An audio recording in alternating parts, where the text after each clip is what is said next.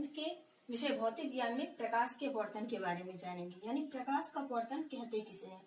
तो प्रकाश का अपवर्तन क्या होता है? प्रकाश किरण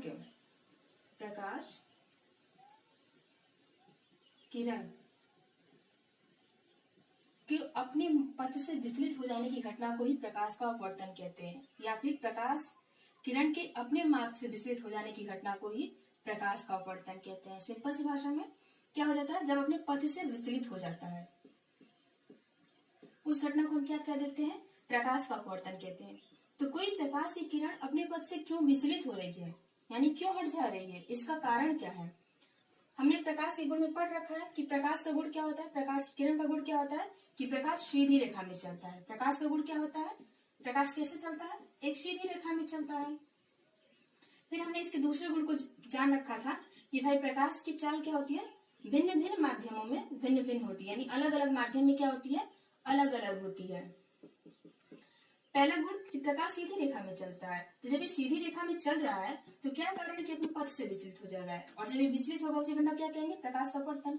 तो कारण ये है कि प्रकाश की चाल अलग अलग माध्यम में अलग अलग होती है, और इसी चाल की भिन्नता की वजह से यानी अलग होने की वजह से प्रकाश की जो किरण होती है वो अपने मार्ग से विचलित हो जाती है। जैसे हम जानते हैं कि निर्वात में प्रकाश की चाल क्या होती है? निर्वात, ठीक है, होती है आपकी 3 × 10⁸ मीटर प्रति सेकेंड, ये होती है निर्वात में। फिर कांच में होता है 2 × 225 × 10⁸ मीटर प्रति सेकेंड। तो अगर आपसे कोई पूछे प्रकाश का अपवर्तन क्या होता है, तो प्रकाश किरण के अपने पथ से विचलित हो जाने या फिर प्रकाश को अपने पथ से विचलित हो जाने की घटना को प्रकाश के अपने पथ से विचलित हो जाने की घटना को प्रकाश का अपवर्तन कहते हैं। फिर कोई पूछे कि भाई इस अपवर्तन का कारण क्या है, क्या कारण है कि प्रकाश का अपवर्तन होता है, यानी किरण जो है वो अपने मार्ग से क्यों विचलित हो जाती है? तो इसका कारण है कि प्रकाश की चाल भिन्न भिन्न माध्यमों में अलग क्या होती है? अलग अलग होती है, भिन्न होती है, इसीलिए प्रकाश का अपवर्तन होता है। तो ये अपवर्तन होता क्या है?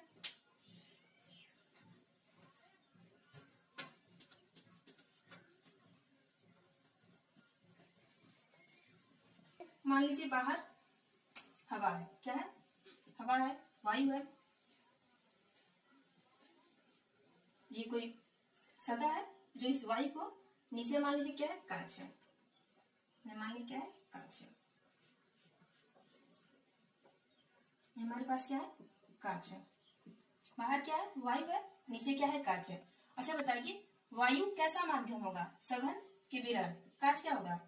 सघन होगा कि विरल होगा? जिसके भी कण, जिस भी माध्यम की बात करें उसके कण अगर दूर दूर है दूसरे माध्यम की अपेक्षा तो वो कण विरल होता है। जैसे वायु क्या है? हमारे लिए विरल माध्यम है, क्योंकि वायु के जो कण होते हैं वो कांच की अपेक्षा क्या होंगे? दूर दूर होंगे ना, तो ये कैसा माध्यम है? विरल माध्यम। कांच क्या है? इसके कण वायु की अपेक्षा पास पास है, तो कांच हमारे पास क्या है? सघन माध्यम है। कैसा माध्यम है? सघन माध्यम, ठीक है। अभी मैंने बताया कि प्रकाश के अपने पथ से विचलित हो जाने की घटना को ही क्या कहते हैं? प्रकाश का अपवर्तन। क्यों ये विचलित हो जाती है?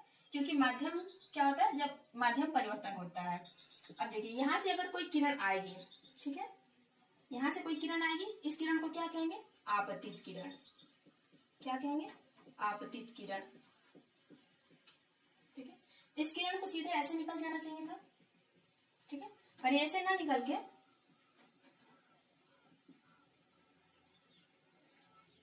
ये विरल से आ रही, सघन में आ रही, तो ये क्या करेगी? अविलंब की ओर झुक जाएगी, ये किरण ऐसे जाएगी। इस घटना को हम क्या कहते हैं? प्रकाश का अपवर्तन कहते हैं। देखिए ये आने वाली किरण हो गई आपतित किरण, ये जा रही है, अपवर्तित हो रही है, इस किरण को हम अपवर्तित किरण कहते हैं। कौन सी किरण कहते हैं? अपवर्तित किरण। नाम लिख देना है, अपवर्तित किरण। आपतित किरण पृथकारी पृष्ठ, ये क्या है? पृथक कर रहा है ना। जो किरण प्रकाश की आती है उस किरण को हम आपतित किरण कहते हैं, और जो भी पृष्ठ दो माध्यमों को अलग करता है उस पृष्ठ को पृथककारी पृष्ठ कहते हैं। कौन सा पृष्ठ कहते हैं? पृथककारी पृष्ठ। कारी पृष्ठ ये क्या कर रहा है? पृथक कर रहा है। किस किस को? वायु को और कांच को। आपतित किरण पृथककारी पृष्ठ के जिस बिंदु पर आकर आती है और वहां से क्या होती है? अपवर्तित होती है, उस बिंदु को आपतन बिंदु कहते हैं। ये हमारे पास क्या हो जाएगा? आपतन बिंदु। ये हमारे पास क्या होगा, आपतन बिंदु। और आपतन बिंदु से लंबवत यानी 90 अंश का कोण बनाते हुए अगर सीधी रेखा में एक लाइन खींच दें, यानी आपतन बिंदु की लंबवत जो किस पे लंब हो, पृथ्वीकारी पृष्ठ पे, उसको हम अभिलंब कहते हैं। क्या कहते हैं, अभिलंब। अभिलंब की क्या परिभाषा होगी, आपतन बिंदु पर खींचा गया सीधे रेखा या फिर खींची गई सीधी लाइन जो पृथ्वीकारी पृष्ठ पर लंबवत लंब हो, उसे हम अभिलंब कहते हैं। आपतन बिंदु पर खींचा गया या खींची गई वह रेखा जो पृथ्वीकारी पृष्ठ पे लंब हो, उसे हम क्या कहते हैं, अभिलंब कहते हैं। ठीक है। और जो किरण परावर्तित, इसमें परावर्तित नहीं हो, क्या होगा, अपवर्तित होगा। जो किरण अपवर्तित होती है उसे क्या कहते हैं, अपवर्तित किरण कहते हैं, यानी पृथ्वीकारी पृष्ठ दूसरे माध्यम में जो आ रही है। अब देखिए यहाँ पे जो कोण बनेगा, आपतित किरण और अभिलंब के बीच बने कोण को आपतन कोण कहते हैं। इसे आई से प्रदर्शित करते हैं। ठीक है। और यहाँ पे अपवर्तित किरण ये जा रही है ना, ये कौन सी किरण है, अपवर्तित किरण। अपवर्तित किरण और अभिलंब के मध्य बने कोण को अपवर्तन कोण कहते हैं। इसे आर से प्रदर्शित करते हैं। इसे क्या कहते हैं, अपवर्तन कोण कहते हैं और इसे आर से प्रदर्शित करते हैं। परिभाषा जान लीजिए कि जो किरण आती है उसे आपतित किरण, जो किरण अपवर्तित होती है यानी टकरा के फिर दूसरे माध्यम में प्रवेश करती है उसे अपवर्तित किरण कहते हैं। आपतन बिंदु पर खींचा गया लंब क्या कहलाता है, अभिलंब कहलाता है। आपतित किरण और अभिलंब के मध्य बने कोण को आपतित कोण कहते हैं या फिर आपतन कोण कहते हैं। क्या कहते हैं, आपतन कोण। इसे आई से प्रदर्शित कहते हैं। अपवर्तित किरण और अभिलंब के मध्य बने कोण को आप अपवर्तन कोण कहते हैं। क्या कहते हैं, अपवर्तन कोण कहते हैं। अपवर्तन कोण। अपवर्तन कोण किसके मध्य बनता है, अपवर्तित किरण और अभिलंब के बीच। इसे आर से प्रदर्शित करते हैं। ठीक है। अब बताइए, ये तो क्या था, हमारे पास विरल माध्यम था। विरल माध्यम से किरण प्रवेश कर रही थी सघन माध्यम में, तो ये क्या कर रही थी, अभिलंब की ओर झुक जा रही थी। और अगर यही दूसरी कंडीशन आ जाए, जैसे यहाँ पे देख लीजिए, ये हमारे पास क्या हो, कांच है। ये हमारे पास क्या है, कांच है। अब ये सघन माध्यम है।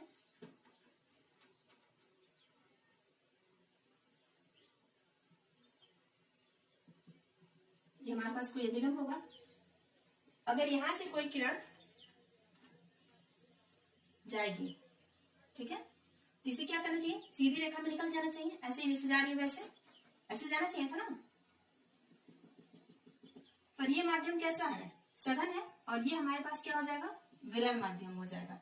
तो जब जाएगी तो ये अभिलंब से दूर हट जाती है। ये हमारे पास क्या था, अभिलंब था। ये हमारे पास क्या है, अभिलंब है। ये जो किरण है ये जा रही है, तो ये कौन सी किरण है, ये आपतित किरण है। और ये हमारे पास क्या है, अपवर्तित किरण है। ये हमारे पास क्या है, अपवर्तित किरण है।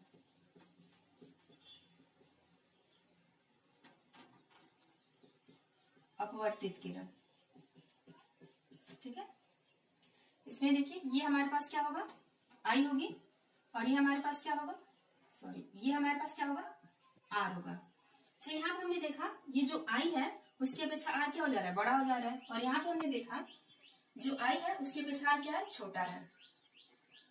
तो इसके यहाँ पे कह सकते हैं कि जब I is greater R, I is greater R, यानी आई क्या हो, आर से बड़ा हो, तब क्या हो रही है, किरण विरल से सघन माध्यम में प्रवेश कर रही होगी। किरण विरल से सघन माध्यम में प्रवेश कर रही होगी। तो प्रकाश के अपवर्तन की हम परिभाषा बना सकते हैं कि जब कोई प्रकाश की किरण, ध्यान से सुनिएगा, जब कोई प्रकाश की किरण विरल माध्यम से सघन माध्यम में प्रवेश करती है तो वो अभिलंब की ओर झुक जाती है, तथा जब किरण सघन से विरल माध्यम में प्रवेश करती है, सघन से विरल माध्यम में प्रवेश करती है तो वो अभिलंब से दूर हट जाती है। इस घटना को प्रकाश का अपवर्तन कहते हैं। या फिर सिंपल भाषा में प्रकाश किरण के अपने पथ से विचलित हो जाने की घटना को क्या कहते हैं, प्रकाश का अपवर्तन कहते हैं। ठीक है। इस जैसे प्रकाश के परावर्तन के दो नियम थे, उसी प्रकार प्रकाश के अपवर्तन के भी दो नियम हैं। पहला नियम है आपतित किरण और आपतन बिंदु पर खींचा गया अभिलंब और अपवर्तित किरण तीनों एक ही तल में होते हैं। पहला नियम क्या है, याद रखिएगा, आपतित किरण अपवर्तित किरण और आपतन बिंदु पर खींचा गया अभिलंब, ये अपवर्तित किरण थी ना, यहाँ सारी थी, तीनों एक ही तल में होते हैं। दूसरा क्या है, आपतन कोण की जया यानी साइन, अगर हम आपतन कोण का साइन ले लें, क्या ले लें, साइन। आपने त्रिकोणमिति में मैथ में पढ़ा होगा साइन कॉस टेन, तो हम आपतन कोण की जया यानी साइन आई अपान अपवर्तन कोण की जया यानी साइन आर का नियतांक, रेशियो हमेशा एक नियतांक होता है। आपतन कोण की जया तथा अपवर्तन कोण की जया का मान हमेशा एक नियतांक होता है। नियतांक मतलब कांस्टेंट होता है। अगर इसको हम कैलकुलेट करें, इसका कोई मान है, इसको भी हम कैलकुलेट करें, इसका भी कोई मान है, और दोनों का हम क्या ले लें, रेशियो ले लें, तो हमें एक हमेशा एक कांस्टेंट प्राप्त होगा। ठीक है, ये दूसरा नियम है प्रकाश के अपवर्तन का, और इस नियम को हम स्नेल लॉ भी कहते हैं, स्नेल का नियम। ठीक है, और इसे हम अपवर्तनांक कहते हैं, इसे हम क्या कहते हैं, अपवर्तनांक।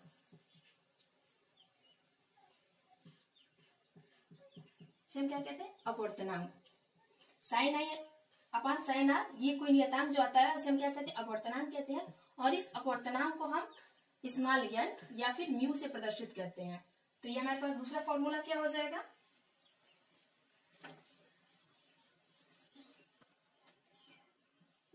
दूसरा नियम हो जाता है हमारे पास sine I upon sine are equal N. ये कौन सा लॉ है, स्नेल लॉ। ठीक है, और इसे हम लिखते हैं 1/2, यानी पहले माध्यम के सापेक्ष दूसरे माध्यम का अपवर्तनांक। कहने का मतलब क्या है, पहले माध्यम के सापेक्ष दूसरे माध्यम का अपवर्तनांक क्या होता है, साइन आई अपान साइन आर। अब ये अपवर्तनांक क्या होता है, अब एक जिज्ञासा हुई ना कि अपवर्तनांक क्या होता है।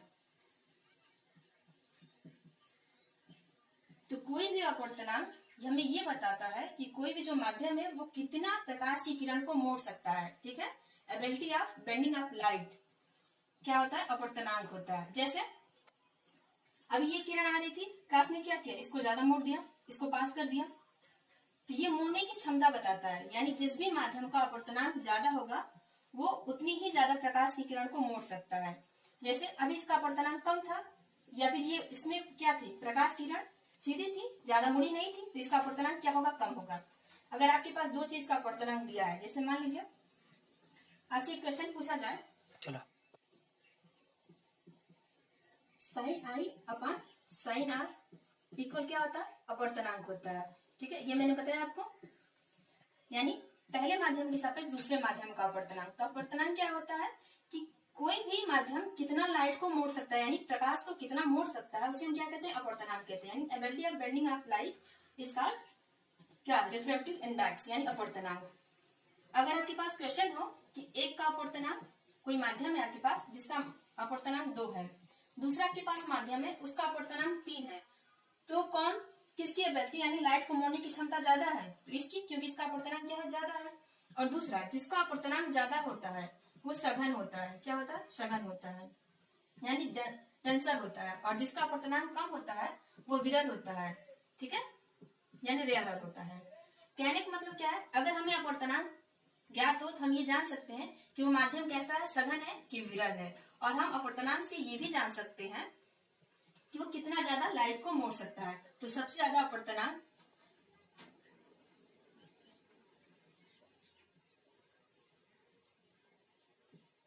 किसका होगा, अगर इच्छा बात की जाए वायु की और कांच की, तो इन दोनों में कांच का अपवर्तनांक ज्यादा होगा, क्योंकि इसने क्या किया, लाइट को मोड़ रहा है। ठीक है, अपवर्तनांक आप जान गए कि अपवर्तनांक क्या होता है, bending ability of bending of light, यानी प्रकाश किरण को मोड़ने की क्षमता होती है। और दूसरा चीज जानिए, ये किरण यहाँ से यहाँ आ रही है, तो इसमें क्या क्या परिवर्तित होगा और क्या क्या नियत रहेगा, ये भी पूछा जाता है। तो प्रकाश की किरण को एक माध्यम से दूसरे माध्यम में प्रवेश करने पर आवृत्ति नहीं बदलती, फ्रीक्वेंसी नहीं बदलती। पूछा भी जाता है क्या नहीं बदलता, तो आवृत्ति, जिस आवृत्ति से इधर होगा प्रकाश किरण आ रही होगी उसी आवृत्ति से इधर भी आ रहेगी। तो आवृत्ति यानी फ्रीक्वेंसी नहीं बदलती, क्या करती है, नहीं बदलती है।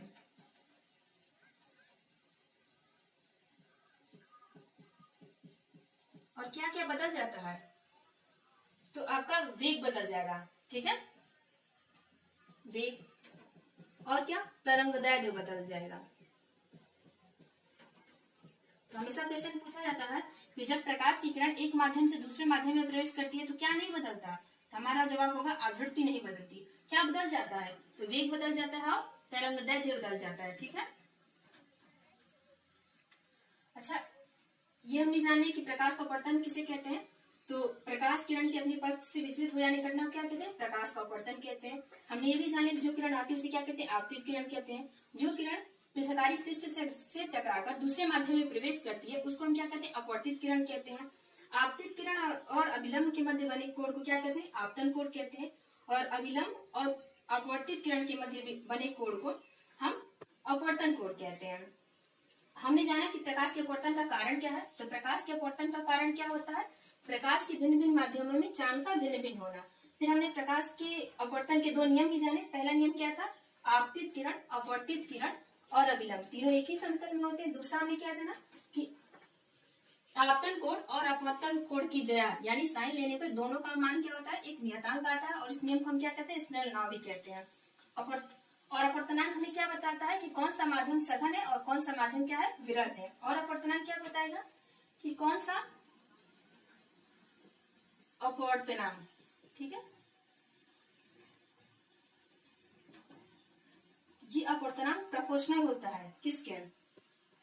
ये बताने के लिए डेंसिटी के यानी घनत्व के।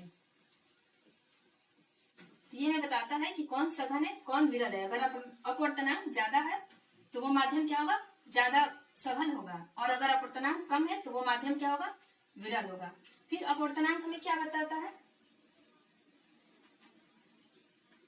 घनत्व और विरल और सघन बताता है। ठीक है, इसका ये अब जान लीजिए कि प्रकाश के अपवर्तन का व्यवहारिक जीवन उपयोग क्या है। हमें कैसे क्या इसका महत्व है। प्रकाश के अपवर्तन के कारण कौन कौन सी घटनाएं होती है। मान लीजिए कोई क्या है? ग्लास है, इसमें अगर पानी भरा है, क्या भरा है? पानी भरा है। इस पानी में अगर आप कोई पेंसिल रख दें या फिर कोई लकड़ी रख दें या फिर कोई छड़ी रख दें तो वो पेंसिल, लकड़ी या छड़ी आपको मुड़ी हुई प्रतीत होती है। कैसे प्रतीत होती है? मुड़ी हुई, यानी कुछ टेढ़ी लगती है। और वो टेढ़ी क्यों लगती है? प्रकाश के अपवर्तन के कारण। पूछा जाता है कि किसी पानी में अगर कोई लकड़ी हो, पेंसिल हो, छड़ी हो तो हमें मुड़ी हुई या टेढ़ी प्रतीत होती है। क्यों? तो प्रकाश के अपवर्तन के कारण। ठीक है। अगर इसी पानी में कोई सिक्का रखा हो, ठीक है, यहाँ पे क्या हो? कोई सिक्का हो, तो ये सिक्का अपनी ऊंचाई से थोड़ा सा, अपनी गहराई से थोड़ा सा ऊपर प्रतीत होता है। किसके कारण? प्रकाश के अपवर्तन के कारण। तो ये भी पूछा गया क्वेश्चन है कि अगर पानी में कोई सिक्का रखा होता है तो वो अपनी गहराई की अपेक्षा थोड़ी ऊपर प्रतीत होता है। क्यों? तो प्रकाश के अपवर्तन के कारण। ठीक है। फिर तीसरा जान लीजिए कि अगर इसी पानी में कोई नींबू रखा हो, ठीक है, क्या रखा हो? नींबू रखा हो। मान लीजिए हमारे पास क्या है? नींबू है, तो ये अपनी साइज से थोड़ा सा बड़ा दिखाई देगा। ठीक है। अगर हम इसे बाहर से देखेंगे तो ये अपनी साइज से क्या होगा? थोड़ा सा बड़ा दिखाई देगा। किसके कारण? प्रकाश के अपवर्तन के कारण। ठीक है। ऐसे मछलियां क्या होती है? थोड़ी गहराई में तैरती हैं, पर हमें जब ऊपर से देखती है तो हमें पता चलता है कि नहीं, थोड़ी ऊपर है। क्यों? किस घटना के कारण? प्रकाश के अपवर्तन के कारण। और क्या होता है प्रकाश के अपवर्तन के कारण?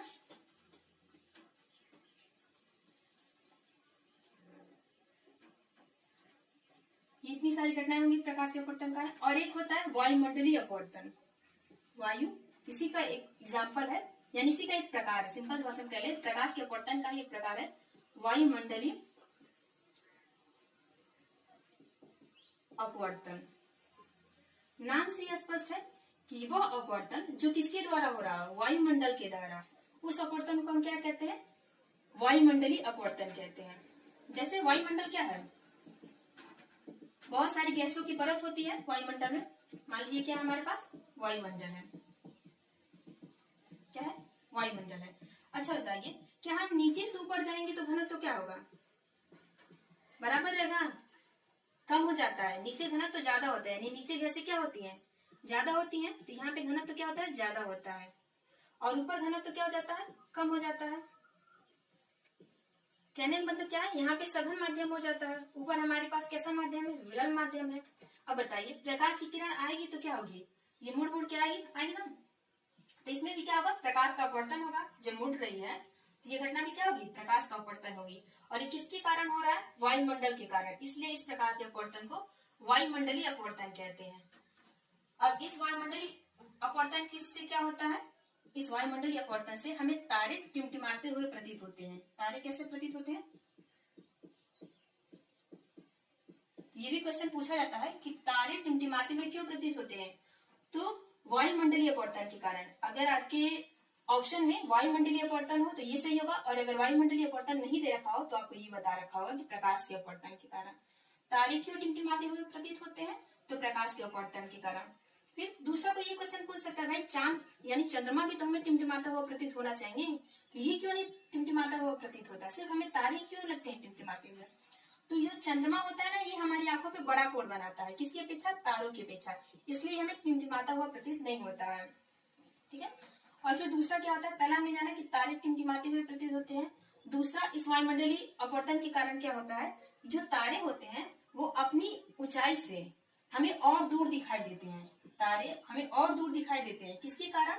वायुमंडलीय अपवर्तन के कारण। ठीक है। और इस वायुमंडलीय अपवर्तन के कारण एक और महत्वपूर्ण घटना होती है जो अक्सर कॉम्पिटिटिव एग्जाम में पूछे जाते हैं। ठीक है, वो जान लीजिए। इसी अपवर्तन के कारण सूर्योदय से 2 मिनट पहले ही हमें सूर्य दिखाई देता है। सूर्योदय से 2 मिनट पहले ही हमें क्या दिखाई देता है? सूर्य दिखाई देता है।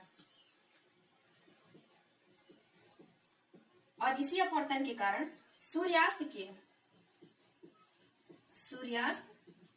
के 2 मिनट बाद तक भी हमें सूर्य दिखाई देता है।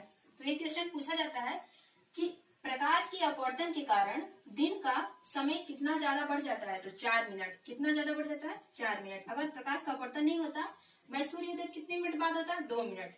और सूर्यास्त तो 2 मिनट पहले हो जाता है, तो कितना कम हो जाता है? 4 मिनट। ये सबसे इंपॉर्टेंट इसे याद रखिएगा कि प्रकाश के अपवर्तन के कारण ही सूर्योदय के 2 मिनट पहले ही हम सूर्य को देख लेते हैं, और प्रकाश के अपवर्तन के कारण ही सूर्यास्त के 2 मिनट बाद तक भी हमें क्या होता है? सूर्य दिखाई देता है। और प्रकाश के अपवर्तन में किस मेन अपवर्तन के कारण? वायुमंडलीय अपवर्तन के कारण। ठीक है। और वायुमंडलीय अपवर्तन क्या होता है? वह अपवर्तन जो किसके कारण होता है? वायुमंडल के द्वारा, उसे हम क्या कहते हैं? वायुमंडलीय अपवर्तन। ठीक है। तो आज हमने जाना कि प्रकाश का अपवर्तन क्या होता है, प्रकाश के अपवर्तन के व्यवहारिक उपयोग क्या है, और वायुमंडलीय अपवर्तन क्या होता है। सघन माध्यम, विरल माध्यम, अगर आपको कंफ्यूजन हो तो एक बार फिर से जान लीजिए। सघन माध्यम क्या होता है? जिसके कण क्या होते हैं? पास पास होते हैं। विरल माध्यम, जिसके कण क्या होते हैं? दूर दूर होते हैं। अच्छा बताइए, आपके पास 2 चीज दी हो, एक दिया हो पानी और दूसरा आपके पास हो ऑप्शन कांच। अगर आप इससे पूछे कि अब इसमें कौन विरल है कौन सघन है, भाई पानी की अपेक्षा कांच क्या है? सघन माध्यम है, और पानी क्या है हमारे पास? विरल माध्यम है।